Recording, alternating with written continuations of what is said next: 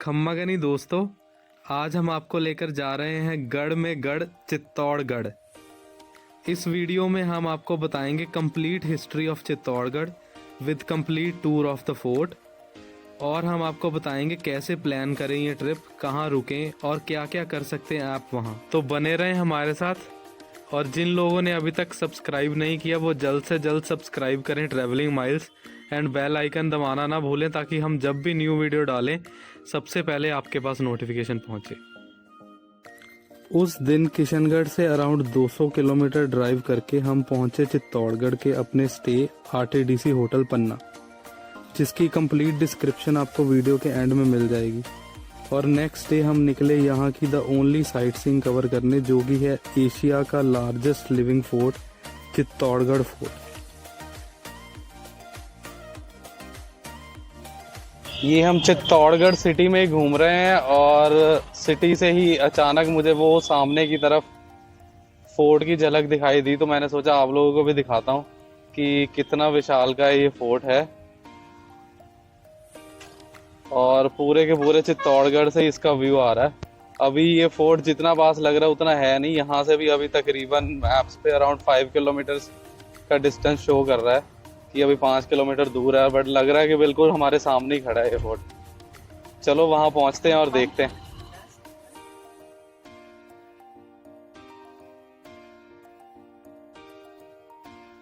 नमस्कार दोस्तों, हम इस टाइम खड़े हैं चित्तौड़गढ़ फोर्ट के पाडल पोल गेट पर। ये यहाँ का फर्स्ट एंट्री गेट है। ऐसे आगे 7 और गेट आएंगे, उनके बारे में भी आपको दिखाएंगे। यहाँ की जो हिस्ट्री है इस गेट के बारे में वो मैं आपको बता देता हूँ। इस गेट के बगल में रावत सिंह जी की स्मारक बनी हुई है। बहादुर शाह से लड़ते वक्त वो इसी जगह पे वीर गति को प्राप्त हो गए थे। चलिए यहाँ से हम आगे चलते हैं, और मैं आपको बता दूं कि फोर्ट विजिट करने के लिए आप अपनी कार या बाइक भी यूज़ कर सकते हैं, और पैदल अगर आप इस फोर्ट को कवर करोगे तो हो सकता है कि आपको 2 से 3 दिन लग जाएं, या फिर आप एक ऑटो भी हायर कर सकते हैं जो अराउंड 2.5-3 घंटे में आपको पूरा फोर्ट घुमा देगा। इस वक्त हमने गेट नंबर 2 को जस्ट क्रॉस ही किया। 1567 में अकबर से लड़ते वक्त शूरवीर जयमल राठौर की लातें बारूद से फटने की वजह से कल्लाजी राठौर ने उन्हें अपने कंधों पर बैठाकर युद्ध लड़ा, और 7-8 महीने युद्ध चलने के बाद वो लोग वीरगति को प्राप्त हुए, तो उनकी स्मारक यहीं बनी हुई है।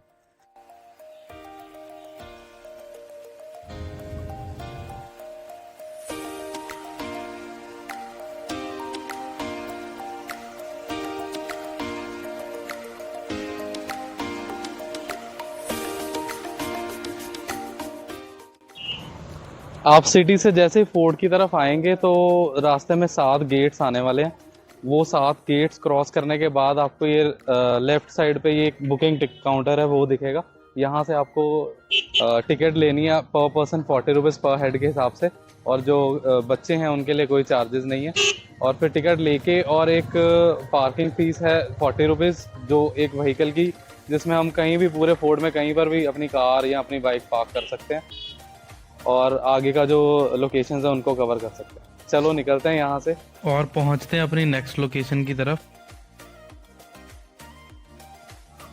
वहाँ से टिकट वगैरह लेके अब हम कुंभा पैलेस, जैसे कि द रॉयल पैलेस भी कहा जाता है, वहाँ पर पहुँच गए हैं। और हमने अपने साथ एक गाइड किए हैं जिनका नाम है किशन जी। हेलो किशन जी, आप थोड़ा बताओ यहाँ इसके बारे में। जो आप किला देखने के लिए आए हैं, 13 किलोमीटर की पूरी बाउंड्री में बनावट 700 एकड़ में फैला हुआ है। इस किले का निर्माण कराया था मौर्य वंश के सम्राट चित्रांगन मौर्य। उन्होंने इस किले का निर्माण कराया था 7वीं शताब्दी के अंदर। अभी ये जो चित्तौड़गढ़ घूमना है ना, उस जमाने में इसका नाम था चित्रकूट। 1303 के अंदर अलाउद्दीन खिलजी के बेटे खिजर खान ने भी कुछ साल यहाँ राज किया था। उस समय इस किले का नाम रखा था खिजराबाद। 14वीं शताब्दी के अंदर राणा कुंभा ने इस किले का नाम रखा था चित्तौड़गढ़, जो आज भी उसी के नाम से जाना जाता है। जमीन का जो नॉर्मल तल है वहां से 580 फीट की हाइट पे आप आ चुके हैं। बॉम्बे का जो सी लेवल है वहां से 1850 की हाइट पे एक किला बना हुआ है। सामने से जो आपको ये पैलेस देखने को मिलेगा, इसको कुंभा पैलेस के नाम से जाना जाता है। यहाँ पर आ जाएगी रॉयल फैमिली वगैरह यहाँ पर रहा करती है। सामने ये जो देख रहे हो ये नौलखा भंडार है, पुराने टाइम का रिजर्व है।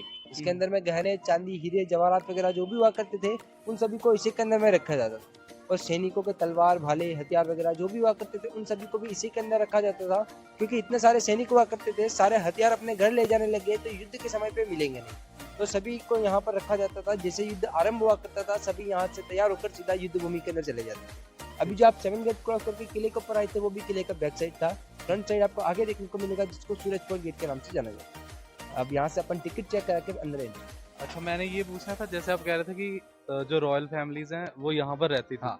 तो आज के अब भी तो वो रॉयल फैमिलीज होंगी, वो वो अब कहाँ उदयपुर पे चली सिटी पैलेस के अंदर में रहते हैं। अच्छा, वो अब हाँ, यहाँ उदयपुर कहा रहते जाता हैं। है कि महाराणा प्रताप की जो 24वीं पीढ़ी है वो अरविंद सिंह जी, महेंद्र सिंह जी मेवाड़ है, जो कि उदयपुर के अंदर में उनको सिटी पैलेस, लेक पैलेस वगैरह दिया हुआ है।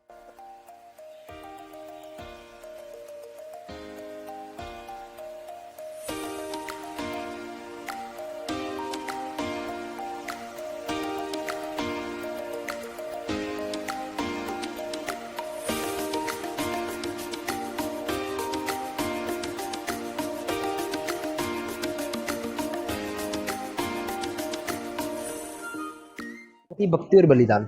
शक्ति के अंदर थे महाराणा प्रताप, भक्ति के अंदर थी मीराबाई और बलिदान के अंदर थी पन्नादाई। पन्नादाई के बारे में आपने सुना होगा कि जहाँ पर उदय सिंह लेटा करते थे, वहाँ पर पन्नादाई ने अपने बेटे चंदन को सुलाया था और उदय सिंह को जूटी पातलों की टोकरी के अंदर में उदयपुर शिफ्ट किया था। और बनवीर के सैनिक आए थे उदय सिंह को मारने के लिए, लेकिन उनको पता नहीं था कि ये जो लेटे हुए हैं ये उदय सिंह नहीं बल्कि चंदन है।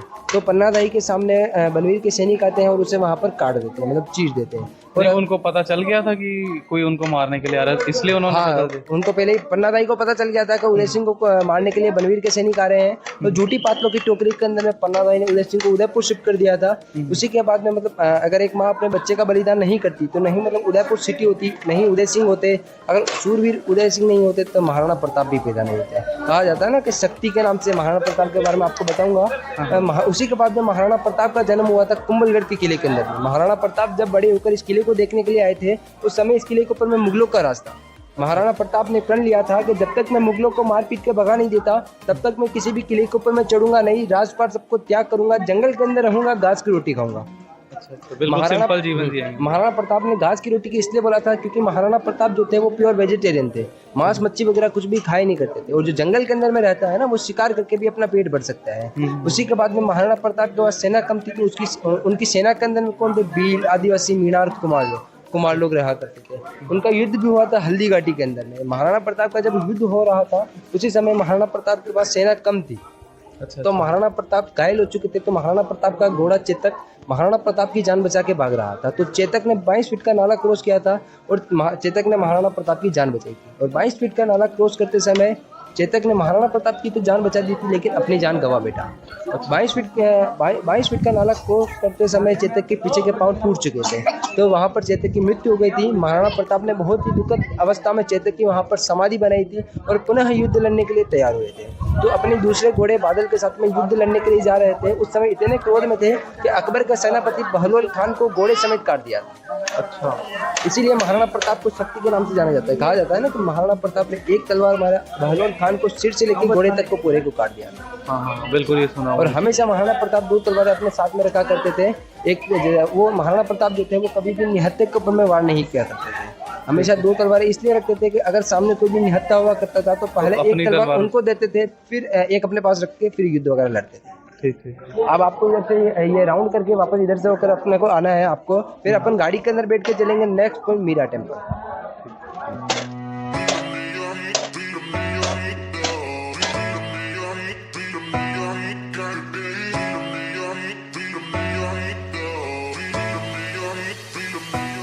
कुंभा पैलेस के बीच में ही एक ये स्टेयर्स हैं जिस रास्ते को भी बंद कर रखा है, बट ये जो रास्ता सीधा यहाँ से हम आगे जाके आपको दिखाएंगे। एक गौमुख रिजर्वायर है जहाँ पर 12 के 12 महीने पानी रहता है। और यहाँ से जो भी रॉयल फैमिली की रानियाँ या जो भी थे इस रास्ते से जाते थे। 1 किलोमीटर लंबी ये सुरंग है जो सीधा वहाँ निकलेगी और वहाँ जाके अपना स्नान वगैरह करके और शिवलिंग वहाँ पर है उसकी पूजा करके वहाँ से फिर इसी रास्ते से वापस आ जाती थी। आपकी नॉलेज के लिए मैं आपको बता देता हूँ कि कुंभा पैलेस के पीछे इस गार्डन में 6:15 से 7:15 एक लाइट शो होता है, जिसमें आप चित्तौड़गढ़ की हिस्ट्री जानने के लिए आप विटनेस कर सकते हो। हम कुंभा पैलेस के इस टाइम इस जगह पर बैठे हुए हैं कि जहाँ से पूरे के पूरे चित्तौड़गढ़ का व्यू दिखाई दे रहा है, पूरा एंड तक। मतलब बहुत ही बेहतरीन व्यू है यहाँ पर और मन कर रहा है कि यहाँ पर जितना देर मर्जी बैठ सकते हैं। मतलब हम तकरीबन 15 मिनट तो मुझे भी यहाँ पर हो गए हैं बैठे हुए। और बहुत ही आनंदमय अनुभव है ये यहाँ का ना। तो अगर आप कुंभा पैलेस में आए तो ये बिल्कुल कुंभा पैलेस के बिल्कुल एंड में ये जगह है जहाँ से आप ये व्यू का आनंद ले सकते हैं, तो आप यहाँ पर ज़रूर आएँ। चलो अब यहाँ से कुंभा पैलेस से निकलते हैं और जो आगे की बाकी चीज़ें हैं कवर करने वाली, जो एक्सप्लोर करने की चीज़ें हैं, उनको एक्सप्लोर करते हैं।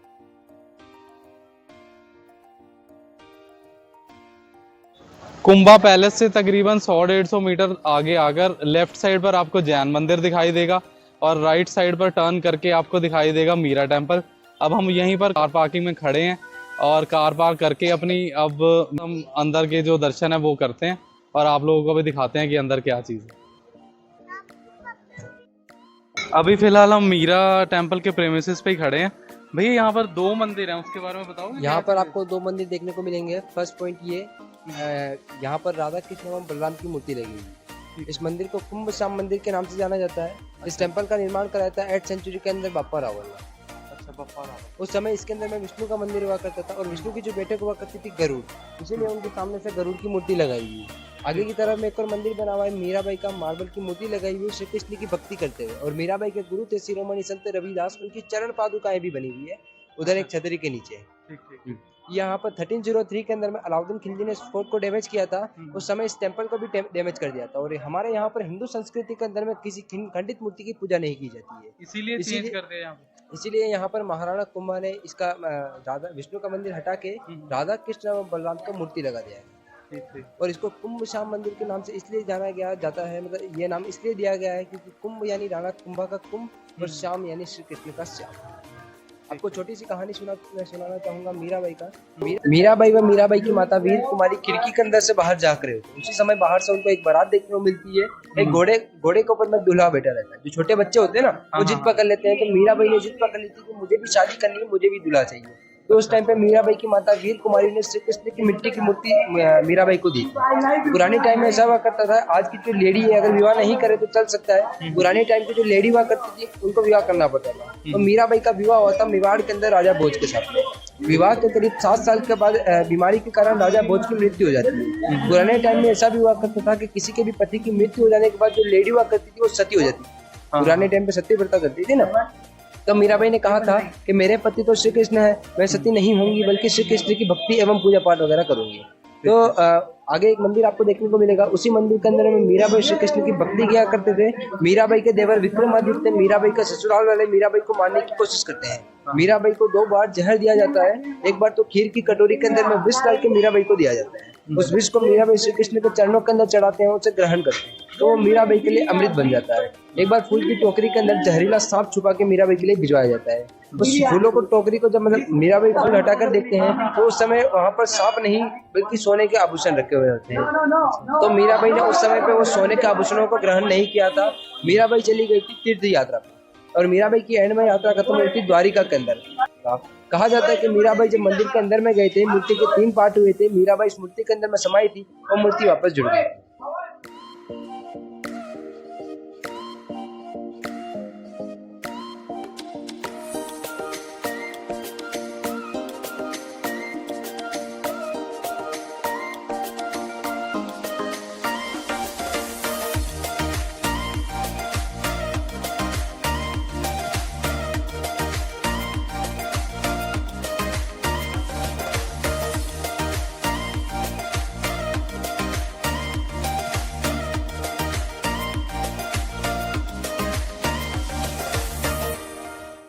अभी हम मीरा टेम्पल से निकलकर विजय स्तंभ की तरफ जा रहे हैं।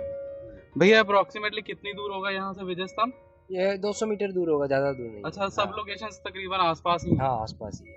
और इस टाइम पे बहुत ज्यादा मतलब लोग दिख रहे हैं, कोई खास वजह इसकी? अभी मतलब जो स्कूल वगैरह की छुट्टियां चल रही है ना, इस अच्छा, वजह अच्छा। से हाँ यहाँ पर 10-12 दिन तक ऐसे ही रश रहेगा। और वैसे नॉर्मली भी इतना ही रश होता है यहाँ नहीं पर? रहता है।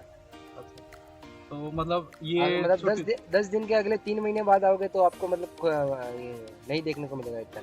मतलब बिल्कुल खाली जैसा ही होगा फिर। ये इकलौती जगह है फोर्ट में जहाँ पर आपको खाने पीने की अच्छी सुविधा मिल जाएगी।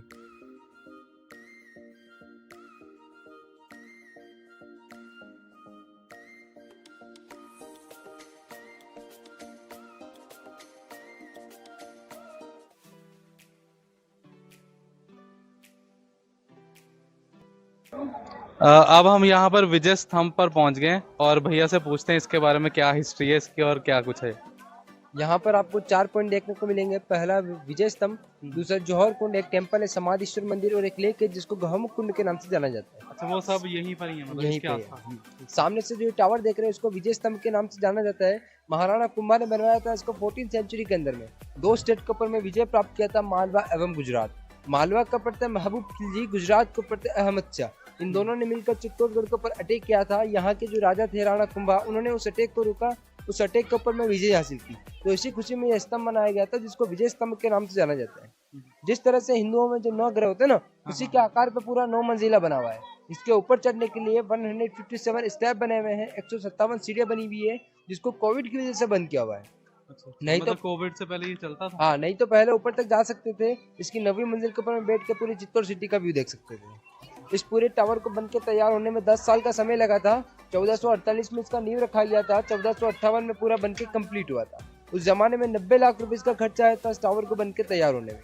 आज अगर 900 करोड़ भी खर्च कर दे तो भी ऐसा टावर बन के तैयार नहीं होता है। और जैसे कि भगवान शिव का जो डमरू होता है उसी के आकार का बना हुआ है, नीचे से मोटा, बीच में से पतला, ऊपर से वापस से मोटा। 122 फीट लंबा टावर है जिसको टावर ऑफ विक्ट्री के नाम से भी जाना जाता है। ये इधर आप घूम कर देखेंगे, ये जो पूरा गार्डन देख रहे हो ना, एक टाइम पे इस पूरे गार्डन के अंदर में 40 फीट का खड्डा हुआ करता था। आपने रानी पद्मिनी का नाम सुना है, जौहर का भी सुना ही होगा। अभी यहाँ के जो राजा है अरविंद सिंह जी, महेंद्र सिंह जी, उन्हीं के वंशज है जो अभी उदयपुर के अंदर सिटी पैलेस में रहते हैं, जिन्होंने इसको छोटा करवा के पैक करवा दिया गया है। साल में एक मेला लगता है जिसको जौहर मेले के नाम से जाना जाता है। उस मेले के दिन वो यहाँ आते हैं, हवन करते हैं, पूजा करते हैं। इसको पैक इसलिए कराया गया था क्योंकि उस जमाने में 40 फीट गहरा खड्डा हुआ करता था। जब बारिश वगैरह हुआ करती थी तो बारिश के कारण पानी भर जाता था, हवा वगैरह चलती थी तो हवा के कारण पोल्यूशन वगैरह होने लगता था, धूल मिट्टी उड़ने लगती थी। तो इसीलिए इसको पैक करके गार्डन की खूबसूरती दी। सामने आपको एक गार्डन में छोटा सा हवन कुंड देखने को मिलेगा। वहां पर आज एक मेला लगता है 26 अगस्त को इस किले के अंदर में। यहाँ पर मेले के दिन अरविंद सिंह जी, महेंद्र सिंह जी मेवाड़ आते हैं। यहाँ पर रानियों की आत्मा की शांति के लिए यहाँ पर हवन वगैरह किया जाता है। मतलब जो उदयपुर सिटी पैलेस में रहते हैं, जो उदयपुर सिटी पैलेस में रहते हैं यहाँ के बोर्ड के ऊपर में लिखा हुआ है जो स्थल। आगे गेट बना हुआ है जिससे अपन एग्जिट होंगे। उस गेट को उत्तरी जौहरी द्वार के नाम से जाना जाता है। इधर एक और गेट बना हुआ है जिसको पूर्वी जौहरी द्वार के नाम से जाना जाता है। उत्तरी जौहरी द्वार से यहाँ की कोई भी रानी, राजपूत लेडी जो भी हुआ करती थी वो इस वाले गेट से एंटर होती थी। बाकी जो अदर समाज की लेडी हुआ करती थी वो उस वाले गेट से एंटर होती थी जौहर करने के लिए। सामने से छोटा सा टेंपल जो देख रहे हो, इस टेंपल को सती टेंपल के नाम से जाना जाता है। उस जमाने में जब कोई भी रानी जौहर करने के लिए जाती थी तो इसी के अंदर में पहले सती की पूजा करती थी, उसी के बाद में जौहर करती थी। किशन जी, यहाँ के जौहर इतने फेमस हैं, आप क्लियर करो कि रानी पद्मावती ने जौहर क्यों किया था। आपको बता देता हूँ कि रानी पद्मिनी ने जौहर क्यों किया था। रानी पद्मिनी ने जौहर इसलिए किया था क्योंकि राजा रतन सिंह और अलाउद्दीन खिलजी के बीच में भयानक युद्ध हुआ था। राजा रतन सिंह चित्तौड़गढ़ के राजा थे, अलाउद्दीन खिलजी जो था वो दिल्ली का बादशाह था। यहाँ की एक रानी थी रानी पद्मिनी, जो कि इतनी सुंदर थी कि विश्व सुंदरी के नाम से जानी जाती थी। कहा जाता है कि जब वो पानी पिया करती थी तो गले के अंदर में दिखता था, पान खाती थी तो मुंह पूरा लाल हो जाता था।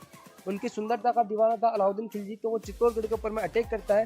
राजा रतन सिंह और अलाउद्दीन खिलजी के बीच में भयानक युद्ध होता है। उसी युद्ध के बीच में अलाउद्दीन खिलजी की हार हो जाती है। तो यहाँ के जो राजा थे, राजा रतन सिंह ने अलाउद्दीन खिलजी को मारा नहीं और जिंदा ही छोड़ दिया था। पर उस टाइम पे अलाउद्दीन खिलजी के मन में लालच आ चुका था। अलाउद्दीन खिलजी ने सोचा कि मैंने राजा को तो बंदी बना ही रखा है, तो ना मैं राजा को मार दूं तो रानी हमेशा के लिए मेरी हो जाएगी। तो धोखे से अलाउद्दीन खिलजी ने राजा रतन सिंह को बंदी बना के मारने की कोशिश की।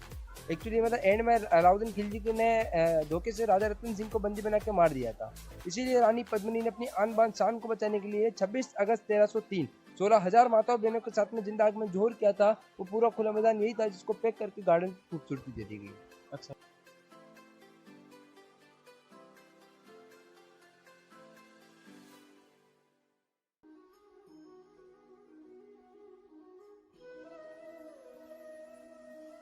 जौहर कुंड के बारे में पूरी जानकारी लेने के बाद अब हम समाधीश्वर मंदिर में पहुंचे हैं और यहाँ पर भैया से पता करते हैं कि इसके बारे में क्या नॉलेज हमें मिल सकती है। ये सामने से जो पूरा खुला मैदान दिख रहा हो ना, हाँ उस जी, टाइम का शमशान घाट है। ये सब छोटी बड़ी समाधियां बनी हुई है और शमशान के अंदर में कौन रहा करता था? भगवान शिव।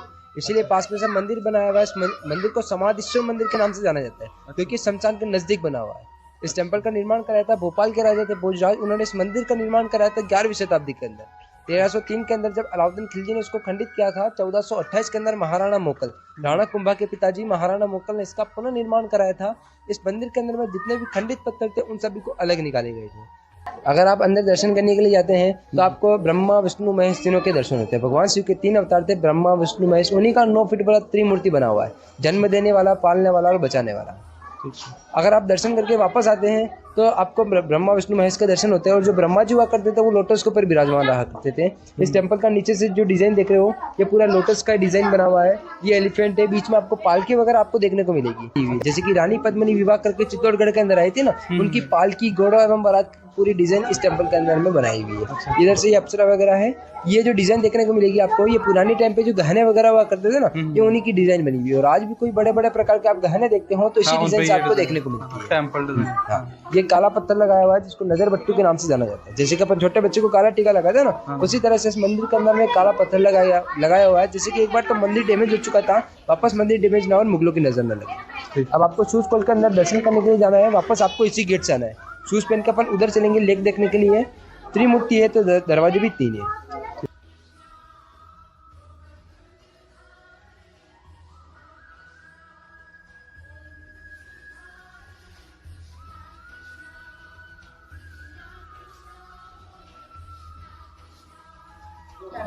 समाधीश्वर टेम्पल के दर्शन कर अब हम यहाँ पर गौमुख की तरफ आए हैं और आओ आपको लेके चलते हैं और यहाँ के दृश्य दिखाते हैं और जो यहाँ की के बारे में जो भी हमें इंफॉर्मेशन मिली है वो भी आपके साथ शेयर करते हैं।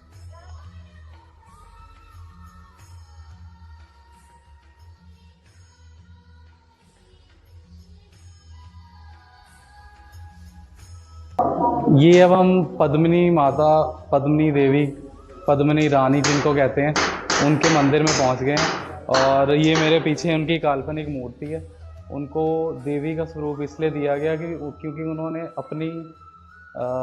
अपने परिवार की इज्जत को बचाने के लिए इतनी काफ़ी दासियों के साथ जो जौहर किया, उसी की वजह से उनको देवी का रूप माना गया। और यहाँ पर साथ ही बिल्कुल इधर गुफा है, जहाँ से जो मैंने आप लोगों को गुफा दिखाई थी कुंभा महल में, वहाँ पर जो रास्ता बंद कर रखा था वो 1 किलोमीटर लंबी गुफा वहाँ से सीधा डायरेक्ट होके इस तरफ आती है। आंटी आप हमें थोड़ा इसके बारे में बताएंगे कुछ जो आप लोगों को पता है?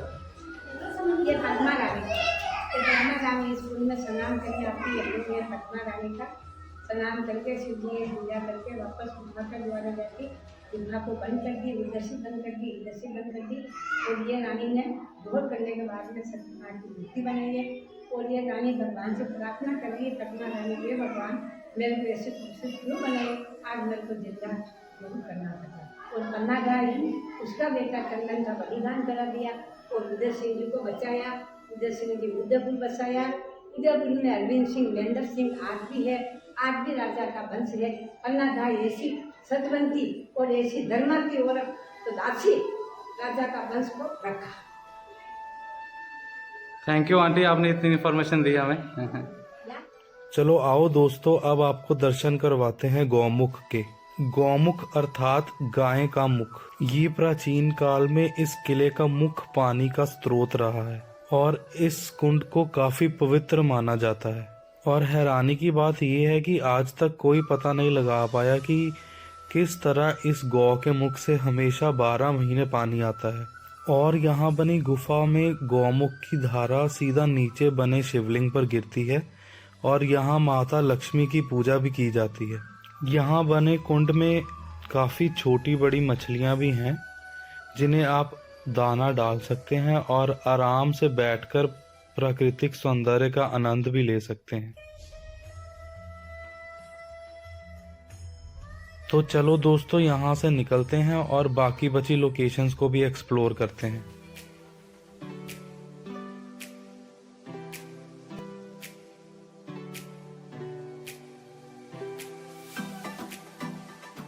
दोस्तों इस टाइम हम बैठे हुए हैं रानी पद्मावती के महल में।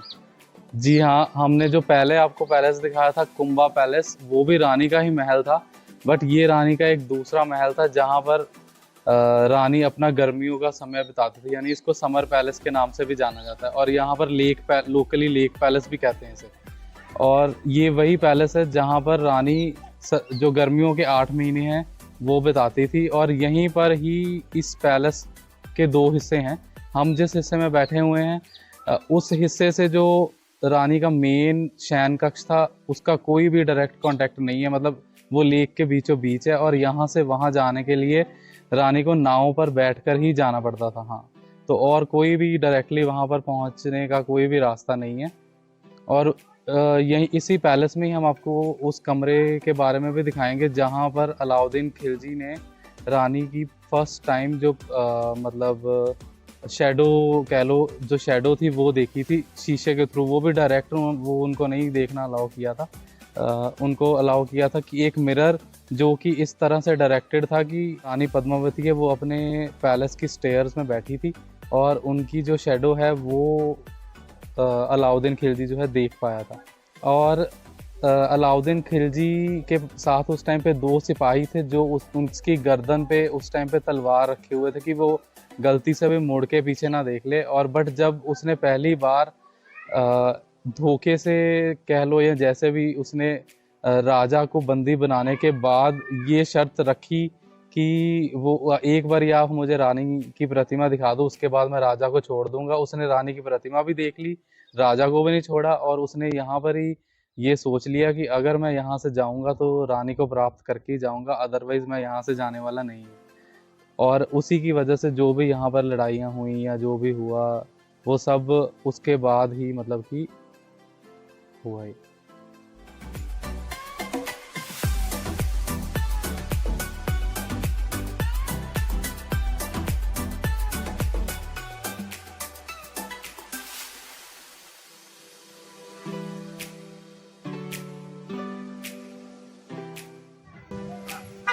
रानी पद्मावती के समर पैलेस को देखने के बाद अब हम निकल रहे हैं टुवर्ड्स सूरज पोल।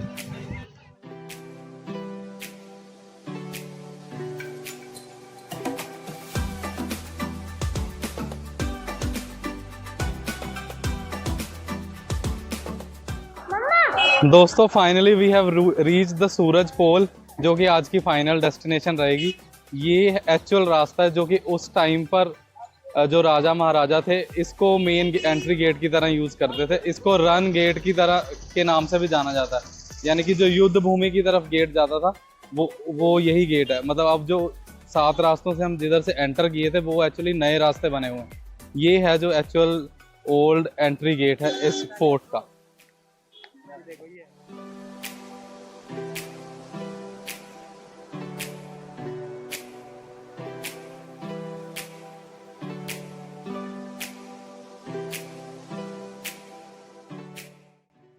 भैया जो आज की फाइनल डेस्टिनेशन है सूरज पोल, उसके बारे में जो भी आपको पता है वो भी हमें नॉलेज दे ही दो। आपकी सारी नॉलेज आज हमने ले ही लेनी है, कुछ छोड़ना नहीं है बाकी।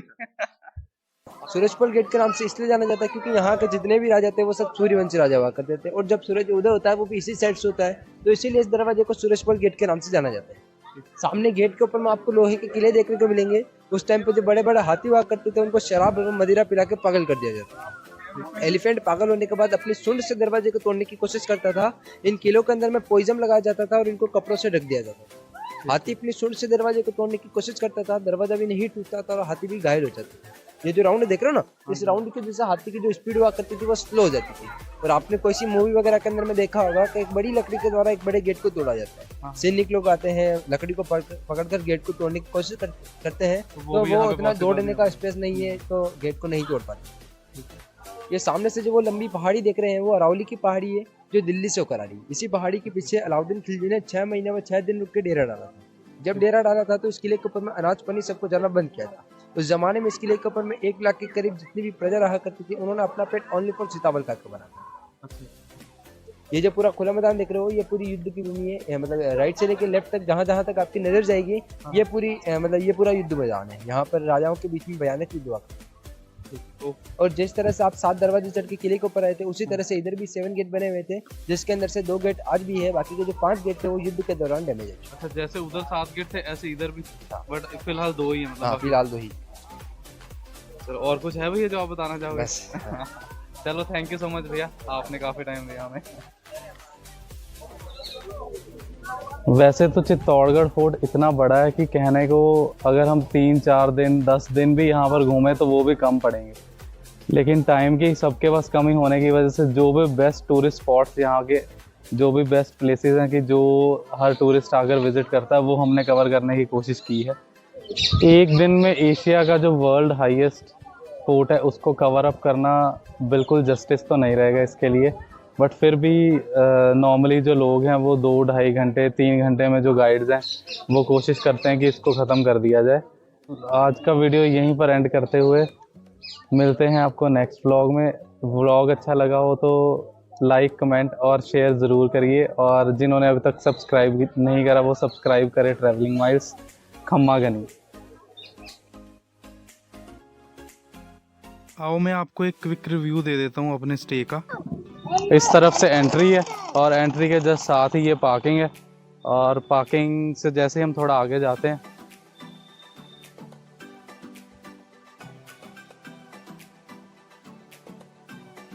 तो इधर से होटल की एंट्री और रिसेप्शन एरिया इस तरफ, और इस तरफ जो है ये एक पार्क बना हुआ है जहाँ पर थोड़ा सिटिंग के लिए चेयर्स वगैरह भी रख रखी हैं। आप यहाँ से आराम पे बैठ के चिल कर सकते हो और अपना टाइम भी अच्छा स्पेंड कर सकते हो यहाँ पर।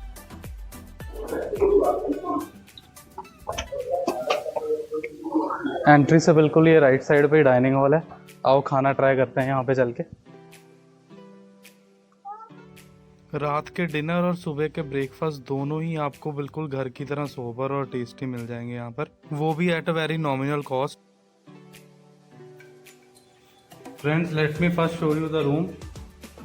रूम बहुत फैंसी तो नहीं बट एक डिसेंट अकोमोडेशन है that you will easily get